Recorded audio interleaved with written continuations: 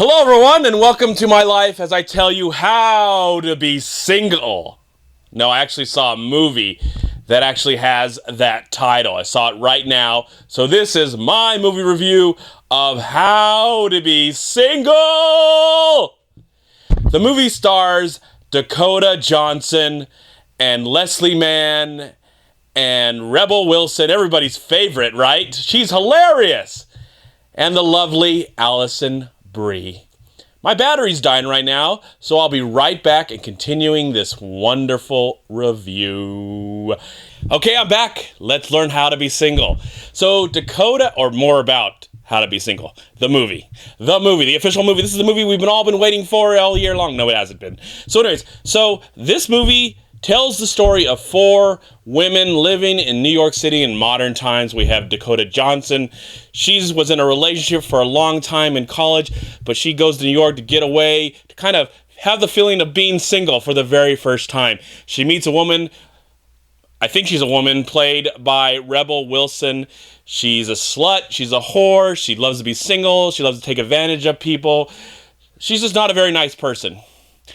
And also, Dakota Johnson's character has a sister played by Leslie Mann, who is a nurse, or a doctor, I should say. She's a doctor. I apologize. She's a doctor that doesn't want to have a child, but then wants to have a child. And then we get to meet the lovely Allison Brie from Community and Mad Men, and just love her to death. I love Allison Brie, and honestly, that was the major reason I wanted to see this film. Not only the fact that I've challenged myself to try and see every new movie in the theater since 2012, but I really love Allison Brie, and I love her in a movie whether I don't like the movie or not. So we get to know the adventures. Allison Brie's character, she's a woman that really wants to settle down and get married.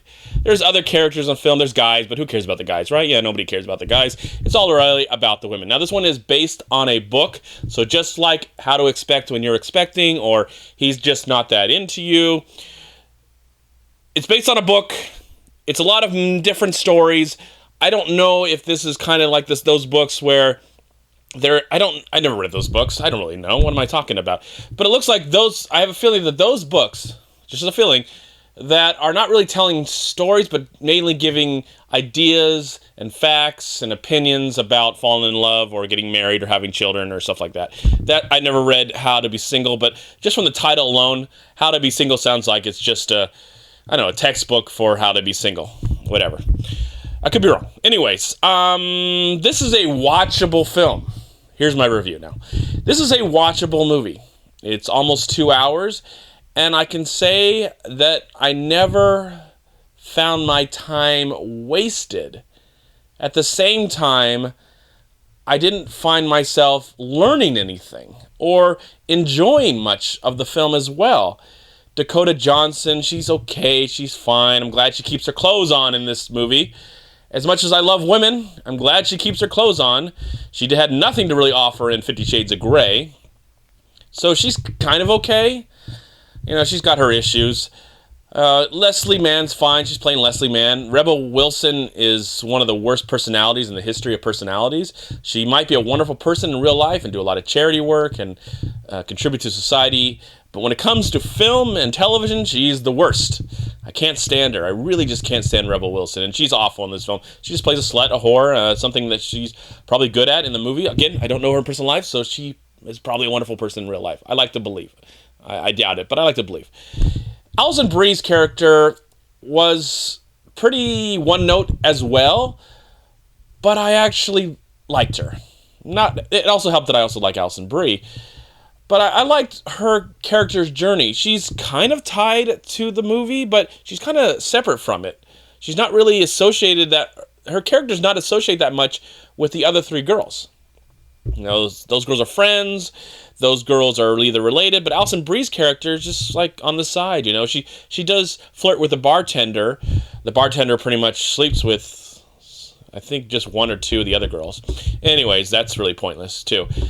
But Allison Brie's character, I liked where she went, and she has, I don't want to say where she ends up to, but Ralphie from the League makes an appearance. I know his name is Jason M. something.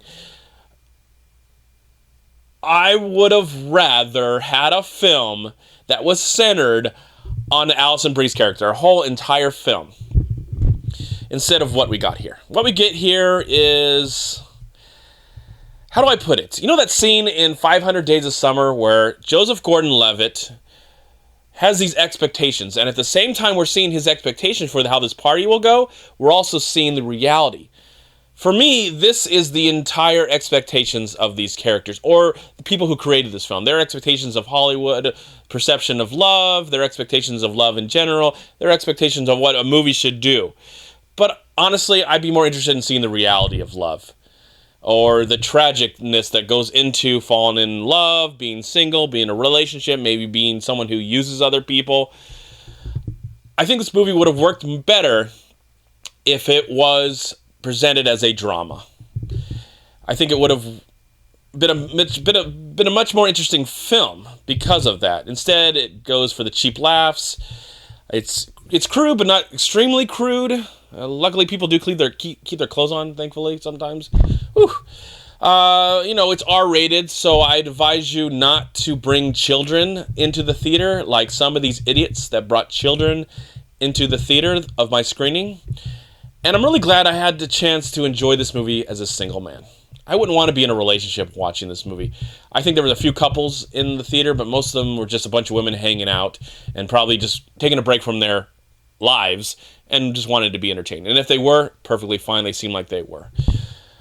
So for me, as a single man who didn't learn anything about how to be single, I didn't hate the film. I don't think it's terrible. I just think it's generic, pointless, and unnecessary. And for that, I'm going to give How to Be Single, I'm going to give it just 2 stars, and I'm being very generous, out of 4.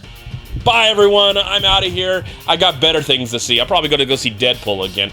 That was more of a love story. There was more of a love story in Deadpool than in this entire forgettable thing.